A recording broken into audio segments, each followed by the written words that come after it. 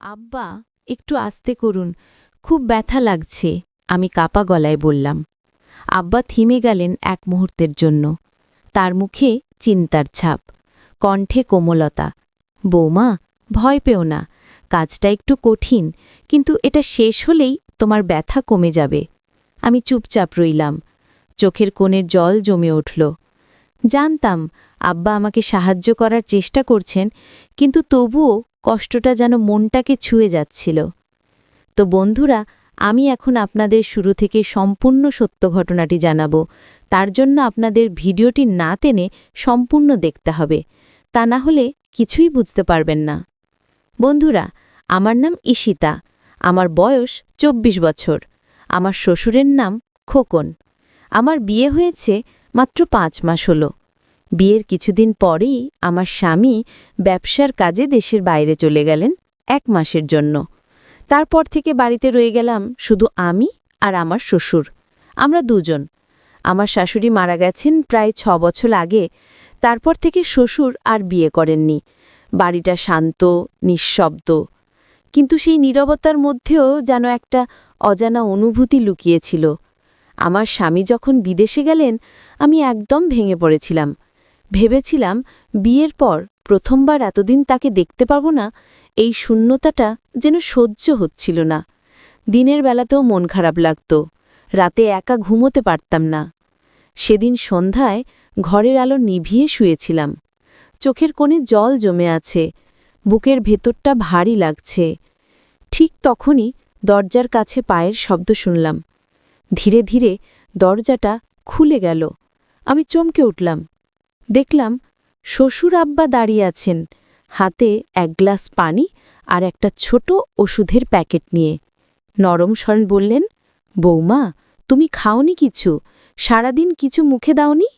আমি চোখ মুছে বললাম, না আব্বা, খিদে লাগছে না। তিনি পাশে বসে শান্ত কণ্ঠে বললেন, দেখো মা, ওরা যখন বাইরে যায় তখন বাড়ির দায়িত্ব আমাদের নিতে হয়। তুমি মন খারাপ করো না, আমি আছি, তোমার যত্নের কোনো কমতি হবে না। তার কণ্ঠে এক ধরনের অদ্ভুত মমতা ছিল। তখন আমি একটা জিনিস খুব স্পষ্টভাবে লক্ষ্য করলাম। বিয়ের পর এতদিন হয়ে গেলেও আমার শ্বশুর কখনো এভাবে আমার সঙ্গে কথা বলেননি। তিনি সাধারণত খুব চুপচাপ মানুষ, নিজের কাজে ব্যস্ত থাকতেন, আমার সঙ্গে প্রায় কথা বলতেন না বললেই চলে। সকালে উঠতেন, পত্রিকা পড়তেন, তারপর নাস্তা করে নিজের ঘরে চলে যেতেন। আমি চেষ্টা করতাম সাধারণভাবে কথা বলতে, কিন্তু তিনি শুধু ছোট ছোট উত্তর দিতেন, হ্যাঁ, না, ঠিক আছে, এর বেশি কিছু না। অথচ সেদিন যেন তিনি একেবারে অন্য রকম হয়ে গেলেন। তার চোখে ছিল এক ধরনের কোমলতা, কণ্ঠে অচেনা উষ্ণতা। সেই মুহূর্তে মনে হচ্ছিল যেন তিনি অনেকটা বদলে গেছেন। আমি অবাক হয়ে তাকিয়েছিলাম তার দিকে। ভাবছিলাম, এই মানুষটা এতদিন এত নির্লিপ্ত ছিলেন, হঠাৎ আজ কেন এত যত্নশীল হয়ে উঠলেন?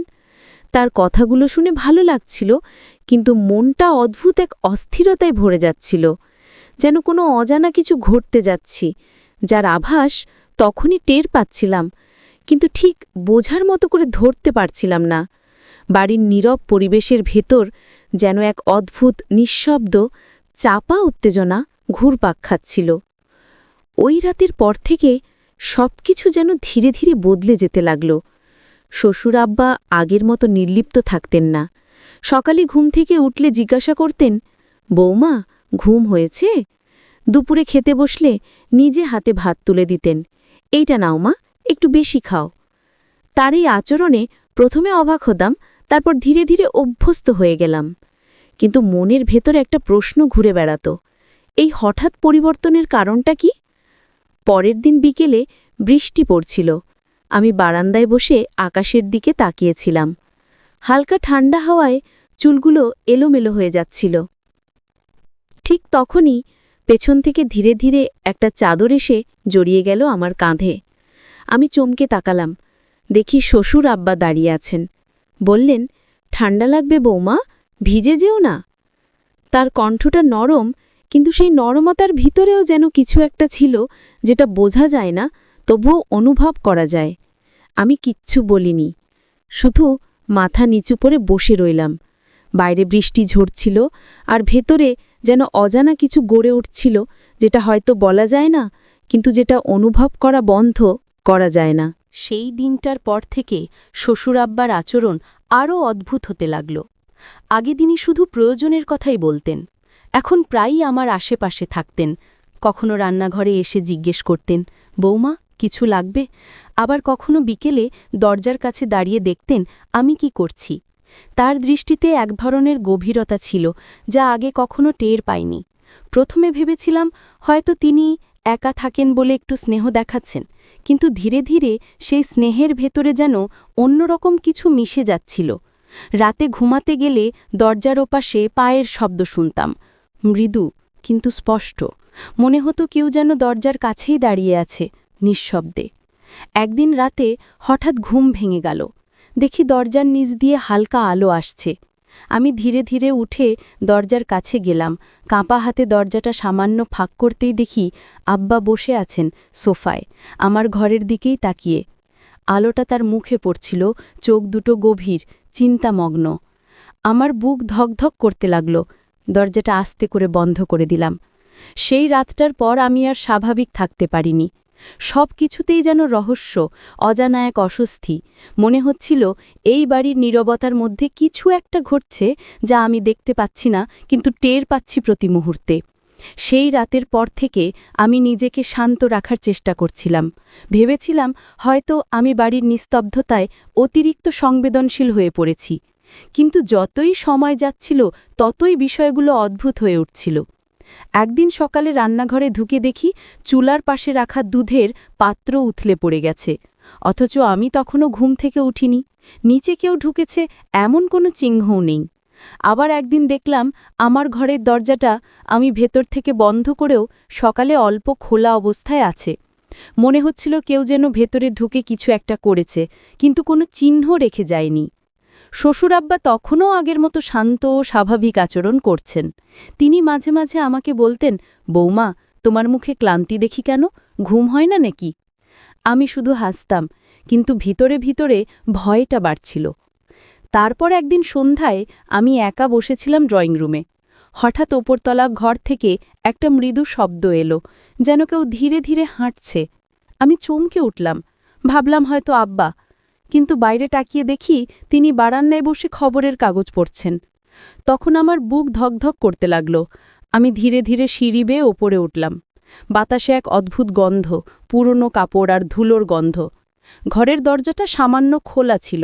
দরজাটা ঠেলে ভেতরে ঢুকতেই দেখলাম সেই দিনটার পর থেকে বাড়িটা অদ্ভুতভাবে ভারী হয়ে উঠেছিল। কোনো কারণ ছাড়াই যেন বাতাসে চাপা একটা অস্বস্তি লেগে থাকত। দিনের বেলায় সব স্বাভাবিক মনে হলেও রাত হলে যেন চারদিকের নীরবতা ভেঙে অদ্ভুত সব শব্দ শোনা যেত। এক রাতে আমি ঘুমাতে যাচ্ছিলাম। হঠাৎ বাইরের করিডোর থেকে শব্দ পেলাম, কারো ধীরে হাঁটার শব্দ, তারপর থেমে যাওয়া। আমি ভেবেছিলাম হয়তো শ্বশুর আব্বা, কিন্তু কিছুক্ষণ পর আবার শুনলাম এবার শব্দটা আমার ঘরের জানালার দিক থেকে। বুক ধকধক করতে লাগল। আমি উঠে দরজার পাশে দাঁড়ালাম, মনোযোগ দিয়ে শুনতে লাগলাম। এবার একেবারে পরিষ্কার শুনতে পেলাম কেউ যেন নিঃশব্দে আমার নাম ডাকছে, ঈশিতা। আমি হতবাক। গলা শুনে মনে হলো খুব পরিচিত, কিন্তু ঠিক বুঝতে পারছিলাম না কার। দরজাটা খোলার সাহস হচ্ছিল না, পুরো শরীর কাঁপছিল ভয়ে। পরদিন সকালে আব্বাকে জিজ্ঞেস করলাম, রাতে আপনি কি আমার ঘরের পাশে ছিলেন? তিনি অবাক হয়ে বললেন, না তো, আমি তো সারা রাত আমার ঘরেই ছিলাম। তুমি কিছু শুনেছিলে নাকি?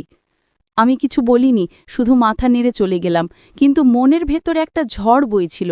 রাতে শোনা সেই কণ্ঠটা কার? এরপর থেকে প্রতিদিন রাতে কিছু না কিছু ঘটতে লাগল। কখনো দরজা হালকা দুলে ওঠে, কখনো ঘরের বাতি নিজে নিজে নিভে যায়। আমি প্রথমে ভেবেছিলাম হয়তো ঘরে কোনো বিদ্যুৎ সমস্যা, কিন্তু একদিন এমন কিছু ঘটল যা আমাকে বিশ্বাস করিয়ে দিল এই বাড়িতে শুধু আমি আর আব্বা নই, আরও কেউ আছে। সেই রাতে আমি বিছানায় শুয়েছিলাম, জানালাটা অল্প খোলা ছিল। হঠাৎ এক দমকা হাওয়া এসে পর্দাটা উড়িয়ে দিল। আমি চোখ খুলেই দেখি জানালার ধারে কেউ দাঁড়িয়ে। মুখ দেখা যাচ্ছিল না, কিন্তু ছায়াটা স্পষ্ট। আমি চিৎকার করে উঠতেই ছায়াটা এক ঝটকায় অদৃশ্য হয়ে গেল। আব্বা দৌড়ে এলেন। কি হয়েছে বৌমা? আমি কাঁপা গলায় বললাম, জানালার পাশে কেউ ছিল। তিনি বাইরে তাকিয়ে দেখলেন, তারপর শান্ত গলায় বললেন, ওদিকে কেউ নেই, হয়তো ভুল দেখেছ। কিন্তু আমি জানতাম আমি ভুল দেখিনি, সেই ছায়াটা বাস্তব ছিল। সেই রাতের ঘটনাটা আমাকে একদম ভিতর থেকে নাড়িয়ে দিয়েছিল। সকালে অনেক ভেবেছি, হয়তো চোখের ভুল, হয়তো ছায়া দেখেছি। কিন্তু যতবার চোখ বন্ধ করি, জানালার ধারে দাঁড়িয়ে থাকা সেই অবয়বটা বারবার ভেসে ওঠে মনে। তার পরের দিন থেকে আমি আমার শ্বশুরের দিকে একটু অন্যভাবে তাকাতে শুরু করলাম।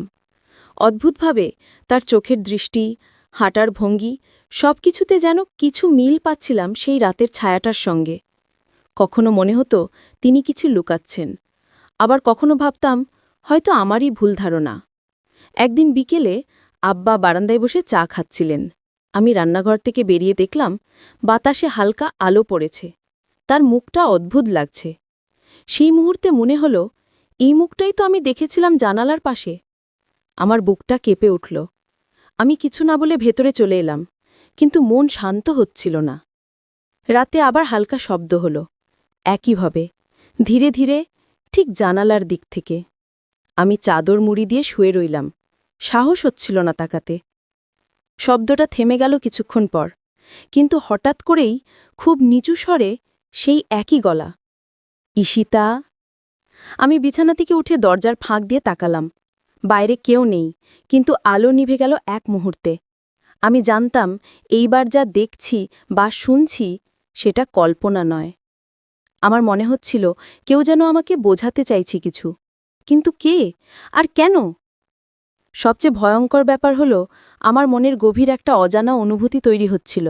যে ছায়াটা আমি দেখেছিলাম সেটি আমার শ্বশুর নয়, কিন্তু তার সঙ্গে কোনো এক অদ্ভুত মিল রয়েছে। যেন তার চেনা গন্ধ, তার চলার ছন্দ, কিন্তু মুখটা একদম অপরিচিত। সেই মুহূর্তে আমি বুঝে গেলাম এই বাড়ির ভেতর কিছু একটা লুকিয়ে আছে, যা আব্বার সঙ্গে কোনোভাবে জড়িত।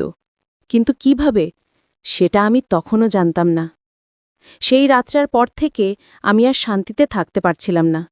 ঘরের প্রতিটি কোণ, প্রতিটি শব্দ যেন আমার ভেতরের ভয়টাকে নাড়া দিচ্ছিল। আব্বা আগের মতোই শান্তস্বরে কথা বলতেন, কিন্তু তার চোখে যেন অন্য কিছু ছিল, অচেনা, গভীর আর ভয়ানকভাবেই চেনা। একদিন সকালে আমি রান্নাঘরে ছিলাম। তিনি এসে পেছন থেকে বললেন, বৌমা, আমি তোমার জন্য চা বানিয়ে এনেছি। আমি চমকে তাকালাম। বললাম, আব্বা, আপনি তো কখনো চা বানান না। তিনি মৃদু হেসে বললেন, আজ মন চাইল।